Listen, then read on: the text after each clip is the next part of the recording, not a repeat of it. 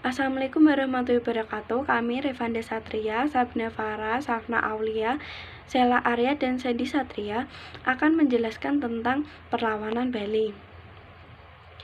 Perang pertama Bali merupakan ekspedisi pertama kali konflik Nederland kepada Kerajaan Buleleng pada tahun 1846.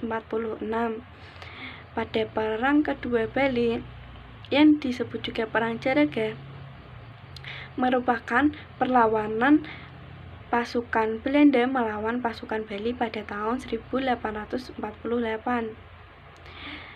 Dikarenakan sejak dari awal ditetapkannya perjanjian pemerintah Hindia Belanda, penduduk Bali telah menunjukkan permusuhannya. Kemudian pemerintah Belanda pun tidak menyukai tradisi tawang karang yang dilakukan penduduk Bali, karena menurut pemerintah Hindia Belanda, tradisi tawang karang tidak dapat diterima dalam hukum internasional. Maka dari itu, pemerintah Hindia Belanda memberikan hukuman kepada Bali. Warahmatullahi wabarakatuh. Perkenalkan, nama saya Revanda Satria nomor absen 26. Saya akan menceritakan perlawanan di Bali.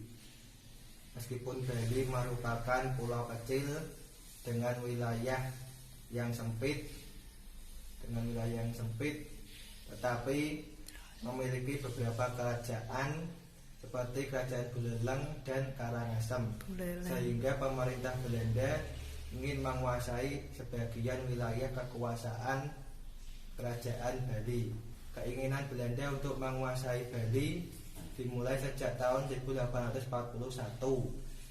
dan seluruh raja di Bali dipaksa untuk menandatangani perjanjian yang isinya agar raja di Bali untuk mengakui dan tunduk kepada pemerintah Belanda.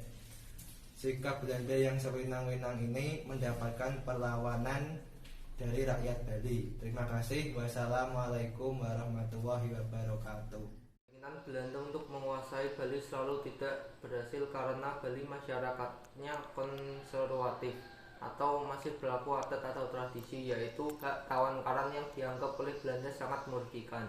Pada tahun 1844, kapal Belanda terdampar di pantai Buleleng dan dikenakan hukum tawan karang.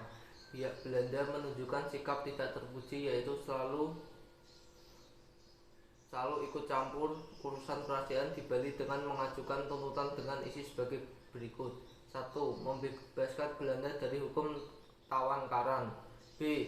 2. Kerajaan Bali mengakui pemerintah Hindia Belanda. C. Kemajuan Bali melindungi perdagangan milik pemerintah Belanda. D. Semua rakyat di Bali harus tunduk terhadap semua pemerintah Belanda. Semua tuntutan yang diajukan pemerintah Belanda terhadap rakyat Bali ditolak, sehingga pada tahun 1846 Belanda menyerang wilayah Bali Utara dan memaksa Raja Buleleng untuk menandatangani perjanjian perdamaian yang isinya sebagai berikut. A. Benteng Kerajaan Buleleng agar dibongkar. B.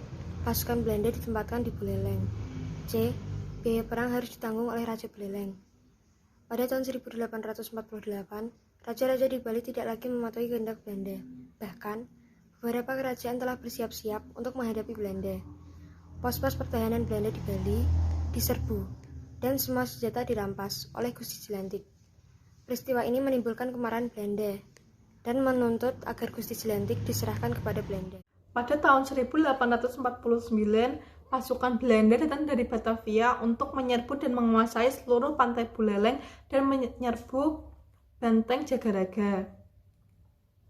Pasukan Bali melakukan perlawanan habis-habisan atau puputan sampai akhirnya Benteng Jagaraga berhasil dikuasai oleh Belanda.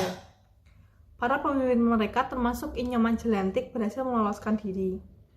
Sejak runtuhnya Kerajaan Buleleng, perjuangan rakyat Bali semakin lemah.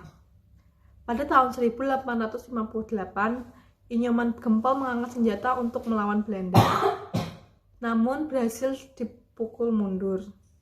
Selanjutnya, tahun 1868 terjadi lagi perlawanan di bawah Ida Madarai, namun juga mengalami kegagalan Perlawanan masih terus berlanjut dan berakhir pada tahun 1905 dengan Belanda berhasil menguasai seluruh wilayah Bali.